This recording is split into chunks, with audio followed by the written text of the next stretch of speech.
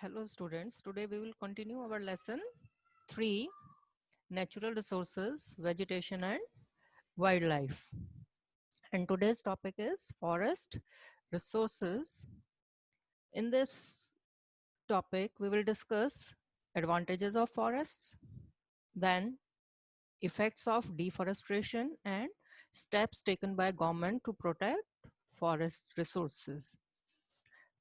In your first slide, you can see a large number of advantages of forest or in the form of uses of forest resources for timber, fodder, medicinal plants, fuel wood, compost or humus, for pulp and paper, conservation of biodiversity in the form of a large number of plant species, recreation, and home for wildlife. Now we will discuss advantages in detail one by one. First, you can see that the most important role of forest that they maintain groundwater level, as the soil is porous or it absorbs water, and this water goes underground and increases groundwater level. Then another important function of forest resources is that they maintain a balance between carbon dioxide and oxygen. As you all know that trees take carbon dioxide for photosynthesis and they release oxygen, which is very important for respiration for living beings. So they are also called green lungs of the earth or the breathing lungs of earth. Then forests provide humus to the soil, as the dead and decaying parts of plants as well as animals living in these forests provide humus to the soil and increases fertility of the soil. Now forest also control floods, as the forests or the roots of these trees, they bind the soil or doesn't allow the soil to wash away or decreases soil erosion. So in this way, this soil does not go or flow with water and does not deposit in water resources or in the river beds, and in this way they control flood. In this way the capacity of rivers is increased, or they can hold more water and it does not spread in the nearby areas. The next is they provide wood for furniture, buildings and other large number of uses which are used by timber industry.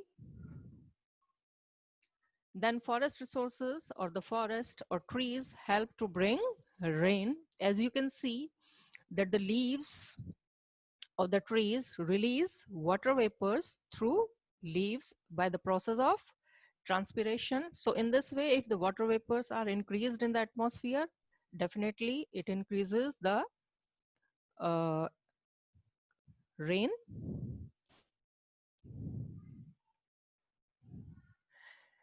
Now forests are habitat for wild animals. As you can see, a large number of wild animals live in forest. It is their home.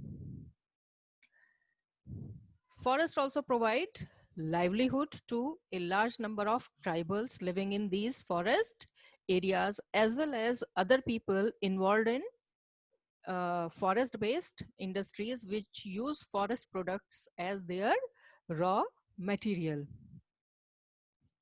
Now, these advantages which we have discussed are given in the form of points. You can read these points. We have already discussed these points. Now, the problems caused by deforestation. Now, you all know what is deforestation is: the large number of cutting trees If we cut trees on the large scale, obviously there is decrease in forest resources. It will be resulted in loss of habitat of wild animals. It will result in ecological imbalance. It will cause soil erosion. It will disturb water cycle. Now you can see it in the form of pictures that if there is deforestation, there will be increase in carbon dioxide. There will be loss of biodiversity, means if we are cutting trees, we are losing different species of plant. Then due to shifting cultivation, people burn forest and it spread in other parts of forest, which increase wild fires. Then it will result in increased flooding. It will disturb water cycle. If we cut trees, there will be increase in drought conditions, but will because it will result in decrease in rainfall. So same effects of deforestation are also given in this picture. You can see, which we have already discussed. Now, so it is important to protect these forest resources, and a large number of steps have been taken by government to protect these forest resources. For example, first step taken is afforestation, or you can say planting trees on large scale. For this, each one plant one policy has been adopted or implemented by government, that every person should plant one tree in his lifetime. Then there should be efficient utilization of forest products, means we should not waste forest products. Then using substitutes or the replacement of wood, means the things which are made of wood can be made by using other materials. One best example is that the pencils you use were usually made of wood, but now there is the replacement for pencil, just like in the form of pens. Then government has made a number of laws and issued a large number of guidelines to protect forest and stop deforestation. For example, India has passed forest acts. Then by discouraging shifting cultivation, we can protect forest, because for shifting cultivation, people burn forests.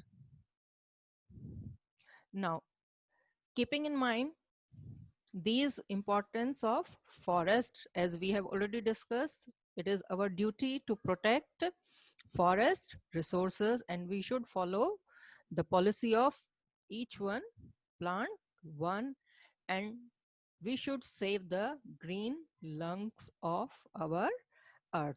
So our topic is complete.